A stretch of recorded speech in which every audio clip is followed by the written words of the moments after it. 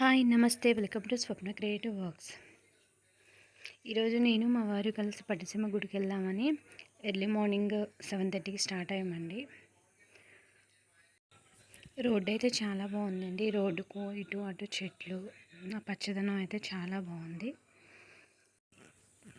ఈరోజు నా బర్త్డే అనేసి ఇక పట్టిసీమ వెళ్దామని ప్లాన్ చేసుకొని వెళ్ళామండి.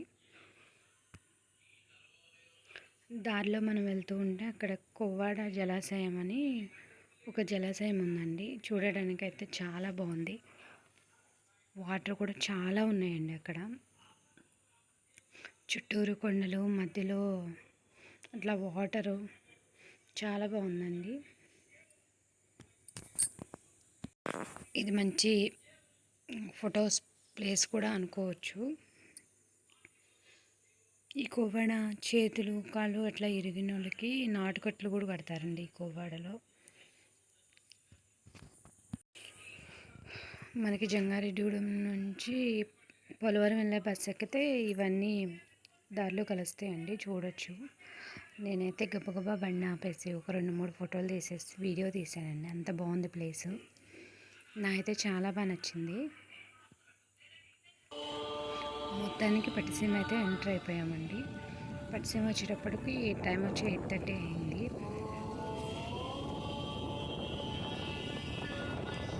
సో వెళ్ళేసి బైక్కి పార్కింగ్ టికెట్ తీసుకొని బోట్ కోసం వెయిట్ చేసామండి. ఫస్ట్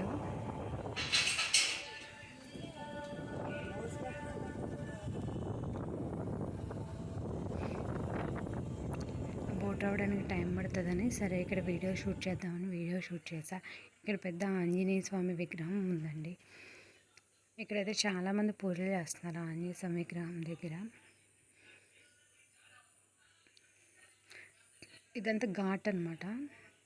మన పుష్కరాలప్పుడు ఈ కార్తీక మాసంలో నదీ స్నానాలన్నీ ఇక్కడ నుంచే చేస్తారు.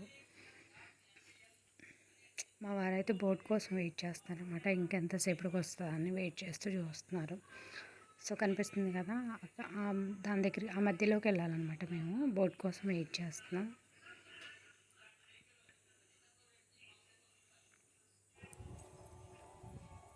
అప్పుడే సన్ రైజెస్ పడుతున్నాయి అని చెప్పి బాగుంది కదా అని చెప్పి వీడియో తీశాను. వాటర్ కూడా అంత ఎక్కువ లేవండి, వాటర్ అయితే తక్కువే ఉన్నాయి. బోట్ కూడా ఒకటే ఉందండి, అది వెళ్ళి రావటం అట్లా చేస్తుంది అనమాట. అది వచ్చేంతవరకు మనం వెయిట్ చేయాలి. నేనైతే అటు ఇటు తిరుగుతూ ఉన్నా బోట్ వచ్చేంతవరకు. వాటర్ మాత్రం చాలా చల్లగా ఉన్నాయండి. మనకు కనిపించే ప్లేస్లోనే ఉందండి శివాలయం. ఇదంతా గోదావరి అనమాట. ఆ మధ్యలో అదంతా ఇసుకొచ్చేసిందండి.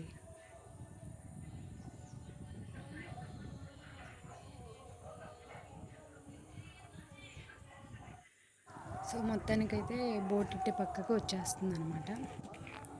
బోట్లో అటు గుడికి తీసుకురావడానికి మనిషికి వచ్చి 30 రూపాయలు టికెట్ అండి. సో ఇక బోట్ వచ్చాక టికెట్ తీసుకొని వెళ్దామని చెప్పి మేము అక్కడే వెయిట్ చేస్తున్నాం. అది మాత్రం వచ్చేస్తుందండి. గాలి మాత్రం చాలా చల్లగా వస్తుందండి ఇక్కడ గాలి. సో మొత్తానికైతే చివరికి వచ్చేసింది. చివరికి రాగానే ఇద్దరు మనుషులు దాన్ని వదిలికి లాగి తాడు కట్టారు. టికెట్ తీసుకొని బోట్ ఎక్కేసాము. మొత్తానికి ఇటే పక్క గుడికి వచ్చేసామండి. బోట్లో కొంచెం దూరం నడవాలండి బాబు, అసలు కాళ్ళు నొప్పి వచ్చేసిన ఇసుకలో నడవలేక. సో మొత్తానికి గుడిలోకి అయితే ఎంటర్ అయిపోతున్నాం.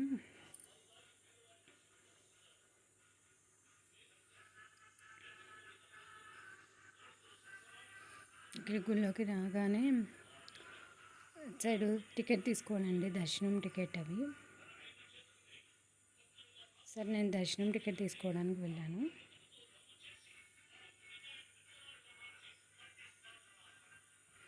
ఇక్కడ దర్శనం టికెట్ తీసుకొని దర్శనానికి ఎదురుకి వెళ్ళాలండి.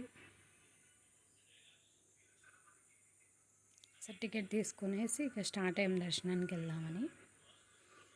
ఇక ఎదురుకు నడుచుకుంటూ స్టెప్స్ ఎక్కుంటూ వెళ్తుంటే అక్కడక్కడ మనకి చిన్న చిన్న గుళ్ళు కనిపిస్తుంటాయి. ఇక ఇవన్నీ దర్శించుకుంటూ మనకి వెళ్ళాలండి. ఇదైతే చాలా ఫేమస్ టెంపుల్ అండి. ఇక్కడికి వచ్చేసి కంపల్సరీ ఒక కోరిక కోరుకుంటే అది ఖచ్చితంగా నెరవేరుద్ది అనేది ఒక నమ్మకం ఉంది ఇక్కడ అందరికీ.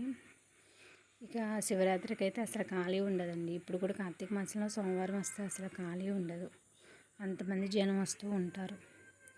ఇక ఇదంతా వాటర్ లేకుండా ఇసుక పోసేస్తుంది. సో ఇక్కడ వినాయకుడు గుడి ఉంటే ఇక్కడ మేము దండం పెట్టుకున్నామండి.